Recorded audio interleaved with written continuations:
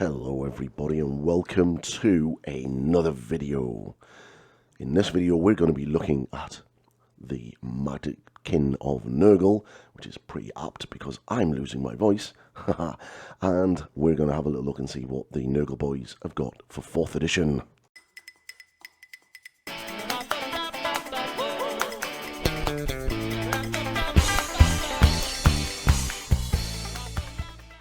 Okay, Maggotkin of Nurgle. Probably a really cool faction and one of the factions that really speak to painters. The miniature range for a Nurgle in AOS is just mwah. Like, they really are a painter's wet dream.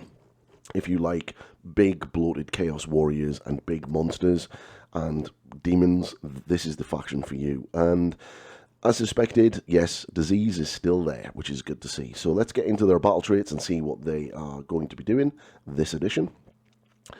So, battle traits. Blessed by Papa Nurgle. So, pick one of the following effects. Pick an enemy unit that is in combat with a friendly Maggotkin of Nurgle unit to be the target. The target has the diseased keyword. That's pretty cool, exactly how I imagine that would work. Or you can pick spread. Pick a diseased enemy unit to be the target. Each other unit within combat range has the disease keyword. So you pick one of these at the end of the turn. So you're either going to give it to them or they're going to spread it amongst the army. If all enemy units on the battlefield have the disease keyword, inflict 1 mortal damage to each of them. That's pretty cool because that will be before the effects of racked with the disease. So there's a passive ability, so if a diseased enemy unit uses an ability that would heal or return slain models to it, instead of healing or returning slain models to it, the unit no longer has the diseased keyword. Okay. So healing and returning models removes the disease keyword, just like the burning effect. So racked with disease, so at the end of the turn, roll a d3 for each diseased enemy unit, and on a 2+, inflict an amount of mortal damage equal to the roll. So you're either going to do 2 or you're going to do 3, which is pretty good. So yeah, it's pretty nice. Obviously, it's not as sort of as massive as it was in 3rd. Like in 3rd edition, it was you could get up to 7 disease points onto a unit, and then you would roll 7 dice, and every 4+ would do a mortal wound.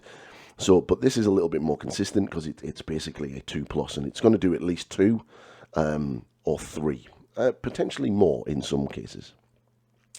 So you've got your battle formation rule. So from the 2nd battle round onwards, add 1 to the amount of mortal damage inflicted, if any, by the racked with the disease ability. So if you're running this battle formation, you get +1 to your mortal damage from the disease, which means that you're potentially getting 3 or 4 per roll, which is really good.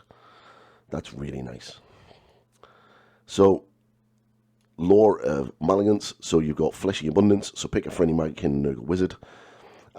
Pick a friendly Maggotkin Nurgle unit wholly within 12. Roll 2d6 and needing a 7 or more. If the target has is damaged, heal D3 to heal D3 the target. If the target is not damaged, subtract 1 from wound balls for attacks that target the unit until the start of your next turn. That's really good. Nice little heal and a -1 to wound is solid. Very solid. So then we have the Great Unclean One, the big guy himself, the big demon. So it has a 4-up save, move 6, 20 wounds, control 5. It does have a 5-up ward, and it has Noxus Bile, 7 inches. D3 plus 3 attacks, 3s followed by 2s, 2 rend, 2 damage, can shoot in combat. Pretty tasty. Colossal Blight Weapons, so it has 4 attacks, 3s followed by 2s, 2 damage, 2 rend, 4 damage. Pretty impressive. But that does drop down to 3 if it has 10 or more wounds. And then Host of Nurglings, 10 attacks, 5s and 5s, 1 damage, no rend, crit auto wounds, companion attack. Pretty cool.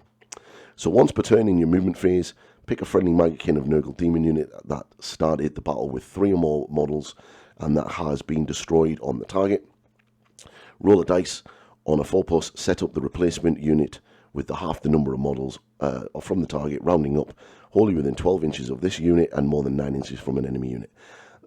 That's really nice to bring your demons back. And it's 3 or more. models. That's pretty good. And it's a 4+, so it can be quite reliable. So once per turn, army, at the end of the turn, if this unit is damaged, pick up to 3 enemy units in combat with this unit to be the target. Roll a d3 for each target, and on a 2+, inflict that amount of damage on the target equal to the roll. It's cool. So if they get into combat with you and they hurt you, you're going to do mortal damage back to them. Nice. And they have Plague Wind, so pick a visible enemy unit within 12 inches of this unit to be the target. Then make a casting roll of 2d6 on a 7. The target has the disease keyword.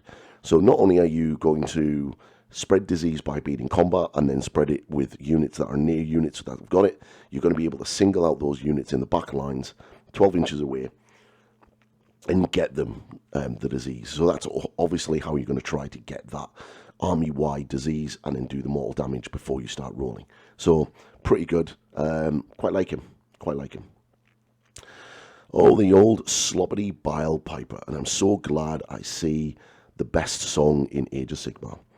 So he has a 5-up ward, a 5-up save, 4 move, 5 health, 2 control. He has his weapon is 3 attacks, 4s followed by 3s, 1 rend, 2 damage, no abilities on it. And then he has his bagpipes. So once per turn in the combat phase, or any combat phase, pick a friendly Maggotkin or Nurgle demon unit, wholly within 12 inches of this unit to be the target. Roll a dice on a 2+, pick one of the following effects to apply to the rest of the turn. So, a stabbing will go, add 1 to the wound rolls for the attacks. Nice. Early one evening, my pustule was seeping. Ward rolls cannot be made by damage points inflicted by the target's combat attacks. Like, turning off wards is really strong. And then, my love is like a ripe fart. So just a great rule name. It's just so good. Subtract 1 from hit rolls for attacks made by enemy units that target this unit. That's really good. Sloppity is probably, going to be a mainstay in your army anyway, so, it's really nice to see that he's got some solid rules, and the bagpipes are still going to take effect in 4th edition. So the new Harbinger of Decay, which is an absolute gorgeous model, 3-up save, 8 move, 7 health, 2 control, and a 5-up ward. I think the 5-up ward is going to be a theme throughout the army.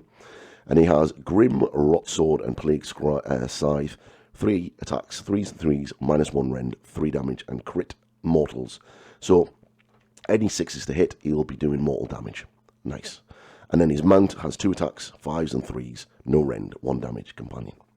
So, once per battle, army, enemy hero phase, Kneel of the Doom, pick up to 3 enemy units within 24 inches of this unit to be the targets. 24 inches is a big bubble. Until the start of your next turn, subtract 1 from the move characteristics of each target, and subtract 1 from the run rolls and charge rolls for each target. That's pretty good. I like that. Slowing things down is always really good, especially for an army that's quite defensive in nature. They're like an anvil army. They're always sort of designed for you to run into them, and then they grind you down while they kind of stay there. And then they've got a prayer in the hero phase on a 4. Pick a visible enemy unit within 12 inches of the unit to be the target. Then make a chanting roll for d6. Subtract twice the current battle round number from the target's control score for the rest of the turn. If the chanting roll was a 10+, this ability affects all enemy units within 12 inches. Like, you can literally just turn off control with this ability. That is really, really strong.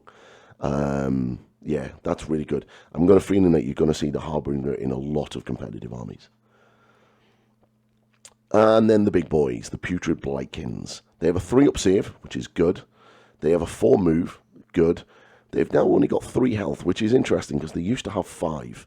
So that's gone down. And they've got only 4 attacks. So they hit on 3s, wound on 3s, -1 rend. It's nice to see it. And they've got 1 damage. No abilities, though. I'd have liked to have maybe seen them have something like crit damage or auto wounding or something.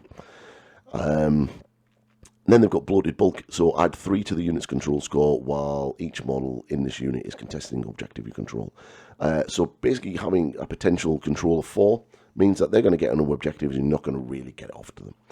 And they obviously have a 5-up ward save, which is good. I know a lot of people were worried that Disgusting Resilience was going to go away and the Maggotkin were going to get death guarded, but it seems that that's not how Age of Sigmar rules team is going to work. And then we're going into the studio, and obviously the Spearhead. So Spearhead Spotlight, this is the Spearhead box. It's going to be 5 Blightkin, 2 drones, 10 Plague Bearers, and then the Herald. Pretty nice mixture of mortals and humans there. And obviously you get a watered down version of the disease mechanic. And then we get the Plague Bearers, which I don't think are going to change massively when it comes to the actual main game. So they've got a 6-up save, 4 move, 2 health, 1 control. And then they've got a Plague Sword, so they've got 1 attack force followed by 3s. And they do crit damage on mortal damage on 6s to hit, which is nice. And they've got Cloud of Flies, which I can imagine they're going to have in their main war scroll in the main game. So subtract 1 from hit rolls for shooting at targets that target this unit. So yeah, and obviously a 5-up ward.